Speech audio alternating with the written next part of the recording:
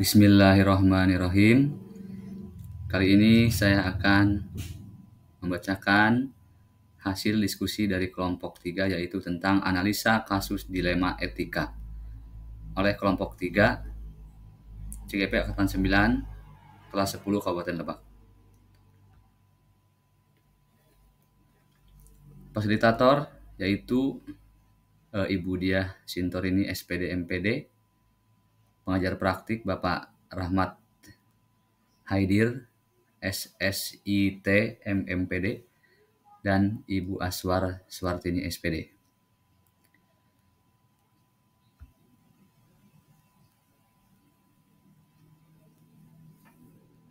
Kelompok 3 terdiri dari saya pribadi, Idim, kemudian ada Pak Budi Andriansah, kemudian ada Ibu Samsiah, dan Ibu Hadisah Nursipah. Oke, selanjutnya kasus yang kami bawakan yaitu kriteria kenaikan kelas sudah disosialisasikan ke orang tua dan siswa.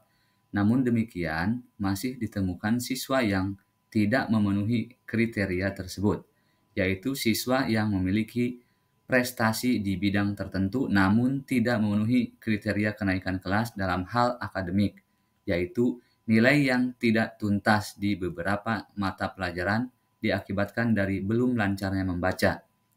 Kita sebagai guru menjadi dilema ketika rapat kenaikan kelas berlangsung. Saat dimintai konfirmasi dari guru kelas, guru menampilkan fakta-fakta berupa hasil ujian tertulisnya. Secara rata-rata tidak tuntas, bahkan setelah dilakukan perbaikan nilai, baik secara tertulis maupun lisan, namun untuk sikap masih menunjukkan sikap rajin yang konsisten. Nah, dari kasus itu, keputusan yang diambil adalah siswa tersebut naik kelas dengan pendampingan guru kelas dan perjanjian membuat planning dan target untuk tahun ajaran berikutnya, yaitu lulus dengan pendampingan, ada planning untuk pendampingan supaya lancar membaca. Analisa kasus. Paradigma apa yang sebaiknya digunakan dalam studi kasus pilihan? Rasa keadilan rawan rasa kasihan, justice versus mercy, dan jangka pendek lawan jangka panjang, short term versus long term. Karena siswa berprestasi di bidang tertentu, masih memiliki sikap yang rajin, tetapi nilai pada core subjek tidak tuntas.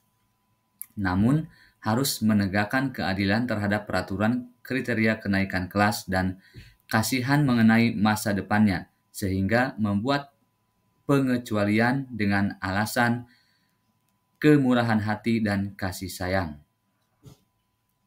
Oke, selanjutnya, prinsip mana yang mendasari pilihan pengambilan keputusan yang diambil? Berpikir berbasis rasa peduli, care-based thinking, karena siswa tersebut sudah berusaha dan atau mengharumkan nama baik sekolah di bidang tertentu, tetapi untuk nilai akademik masih kurang dalam memenuhi kriteria kenaikan kelas dan berusaha memposisikan seperti mereka. Selanjutnya, tahapan pengujian terhadap studi kasus pilihan. Apakah telah tepat atau belum? Mengapa? Masihkah ada pertanyaan-pertanyaan lanjutan dalam benak? Apakah pilihan pengambilan keputusan ini telah tepat? Tahapan pengujian sudah tepat karena sudah melalui beberapa tahapan, diskusi bersama dan pendampingan, dan berdasarkan pada 3 dasar pengambilan keputusan, berpihak pada murid, mengandung nilai-nilai kebajikan dan bertanggung jawab. Kemudian 9 langkah pengujian dan pengambilan keputusan.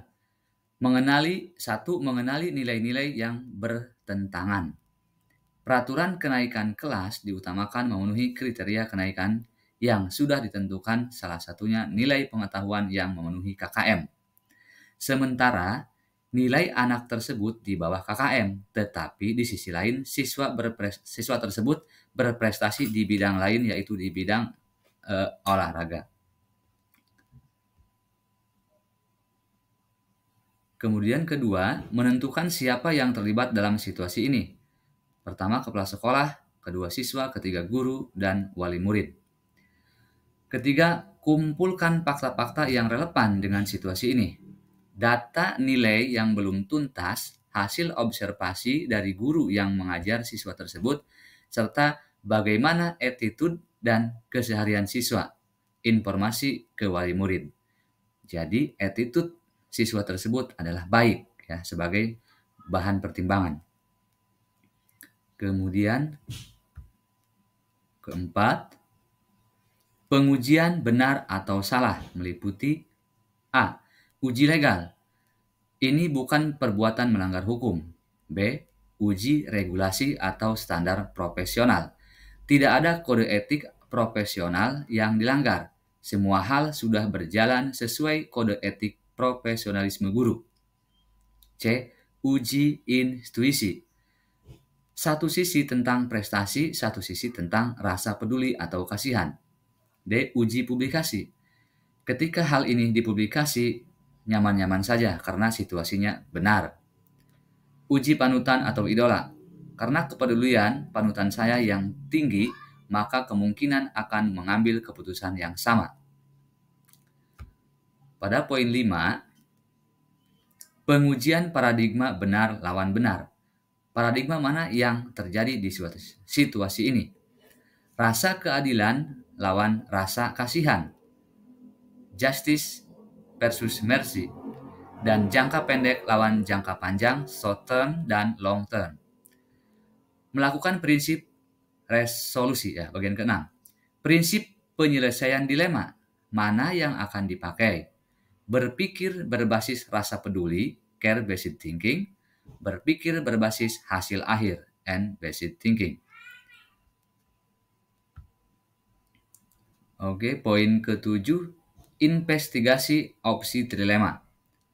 Ada siswa tersebut naik kelas dengan pendampingan guru dan perjanjian membuat planning dan target untuk tahun ajaran berikutnya. Kemudian yang ke-8, buat keputusan. Siswa tersebut naik kelas dengan pendampingan guru dan perjanjian membuat planning dan target untuk tahun ajaran berikutnya. Ke-9, lihat lagi keputusan dan refleksikan. Langkah-langkah dalam mengambil keputusan sudah dilakukan, sehingga menghasilkan keputusan yang berpihak pada murid dan bisa dijadikan acuan atau rujukan pada kasus yang sama di kemudian hari.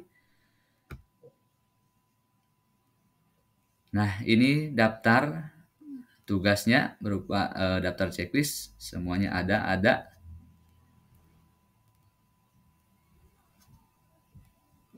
Oke, cukup sekian tugas rukol yang telah kami lakukan dan telah kami presentasikan. Terima kasih, mohon maaf bila ada kekurangan. Assalamualaikum warahmatullahi wabarakatuh.